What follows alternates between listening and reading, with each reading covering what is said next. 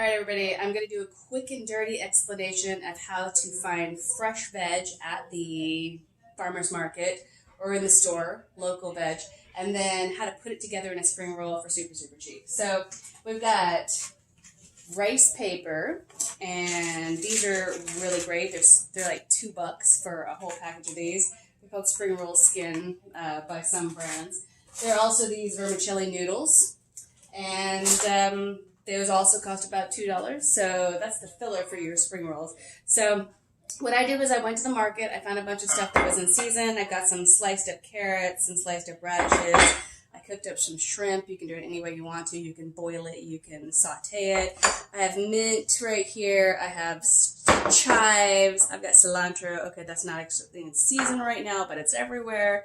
And then I even have sauerkraut. You can do it with cabbage as well. So, and then I have these little purple flowers, the Dame's Rocket, which is this flowering shrub that's invasive. And by the way, the flowers are edible. So I threw that in there. So here are some spring rolls that I've already made. And if you see really, really close, I've got little purple flowers and some carrots. And my husband wanted one with bratwurst, so I had some sliced up bratwurst in there. If you have leftover chicken or something in the fridge, you can throw that in there too. You don't actually have to cook up meat.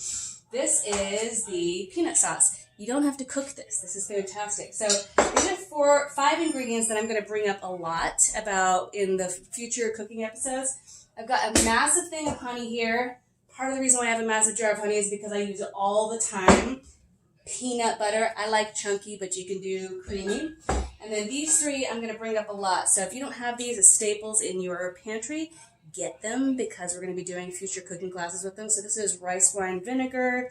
This is tamari. It could be soy sauce. Tamari is just gluten-free.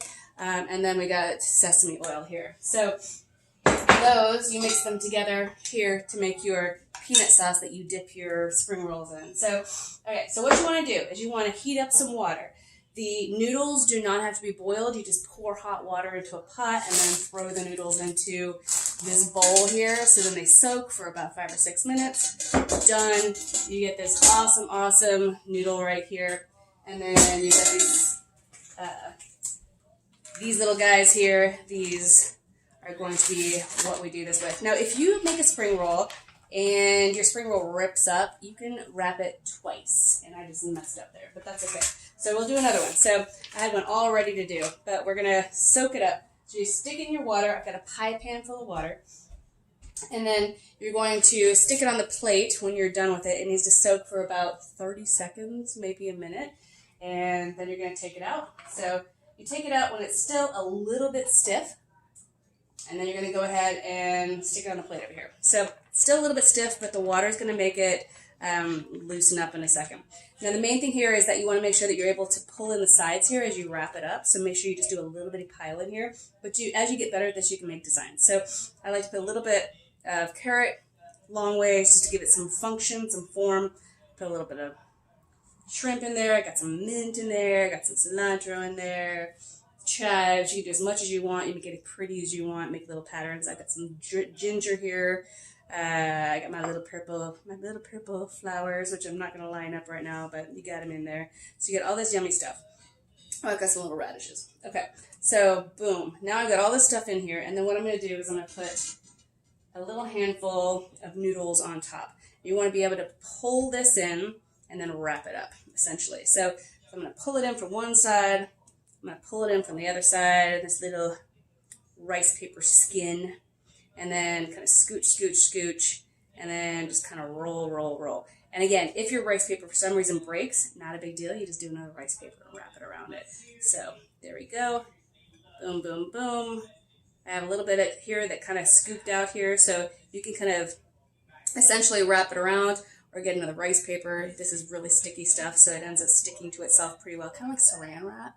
And then, boom, you got it. So here is my little spring roll. Stick it on a plate. If you're going to stick it on a plate, make sure that it doesn't touch the other spring rolls. If it does touch, make sure that when you unstick them, you slowly peel them away from each other.